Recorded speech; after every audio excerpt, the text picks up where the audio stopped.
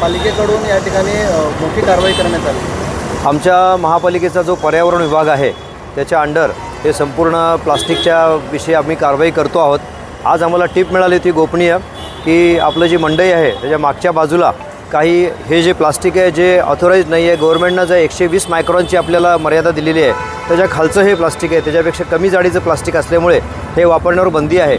असे असतानासुद्धा आपले जे आता येणारे उत्सव आहेत आणि सण आहेत त्याच्या पार्श्वभूमीवर बऱ्याचशा ठिकाणी अशा प्रकारच्या प्लास्टिकची विक्री किंवा ग्राहकांना अशा प्रकारचा माल ह्या प्रकारच्या प्लास्टिकमधून दिला जातो। ही जशी आम्हाला बातमी कळली तशी आमच्या पर्यावरण विभागाने तात्काळ कारवाई केली। 10,000 रुपये पेनल्टी आम्ही मारलेली आहे आणि ती पेनल्टीसुद्धा वसूल झालेली आहे। आणि आपण इथे बघतात जवळपास अर्धा टन माल आमच्या पर्यावरण विभागाने हा पकडलेला आहे। ही कारवाई यापुढे देखील चालू राहील। आपले महाराष्ट्राचे माननीय मुख्यमंत्री श्री एकनाथ शिंदे साहेब यांनी आदेश दिलेला आहे सर्वांना की आपल्याला पर्यावरणपूरक उत्सव साजरे करायचे आहेत। आपल्या शहरामध्ये पर्यावरणपूरक उत्सव साजरा करण्यासाठी हा जो बंदी असलेला प्लास्टिकचा भाग आहे हा कुणीही वापरू नये अशी मी सर्वांना इथे आवाहन करतो आहे। भिवंडी निजामपूर शहर महानगरपालिकेचे नागरिक, त्याचप्रमाणे व्यापारी आणि त्याचप्रमाणे विक्रेते या सर्वांना मी आवाहन करतो आहे की बंदी असलेलं प्लास्टिक वापरू नका। त्याच्याऐवजी आपण कापडी पिशव्यांचा वापर करू। पर्यावरणपूरक जे आहे, पर्यावरणाला अनुकूल आहे असे जे साहित्य आहे या साहित्याचा वापर करू। कृपा करून ह्याची सर्वांनी नोंद घ्यावी। थर्मोकोल आणि हे बंदी असलेलं प्लास्टिक ह्याचा वापर आपण सर्वांनी टाळला पाहिजे। ही सुरुवात आहे कारवाईची। ह्याच्यापेक्षाही जास्त कारवाई यापुढे चालू राहील।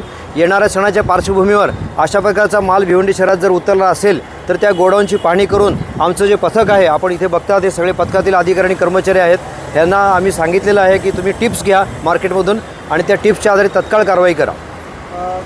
सध्या गणपतीचा उत्सव येणार आहे आणि अशामध्ये मटरचा वापर करण्यासाठी थर्माकोलचा वापर मोठ्या प्रमाणात होतो। हो, अशांवरती देखील कारवाई होणार आहे। हो, थर्माकोलचा वापरसुद्धा बंदी घातलेली आहे शासनाने, त्याच्यामुळे त्याचासुद्धा वापर करता येत नाही। त्यामुळे ह्याचासुद्धा कोणीही आपल्या सजावटीकरता वापर करू नये ही आमची सर्वांना नम्र विनंती असेल। त्याच्याऐवजी आपण फुलांची सजावट करू शकता जे बायोडिग्रेडेबल आहे। आपल्याला एक माहिती म्हणून सांगतो की मागच्या वर्षी जो गणेशोत्सव आपण साजरा केला त्यावेळी जे आपण निर्माल्य घेतलं होतं त्या निर्माल्याचा आपण खत म्हणून वापर केला आहे आणि महापालिकेच्या बागेमध्ये आपण त्याचा वापर करण्यात आलेला आहे।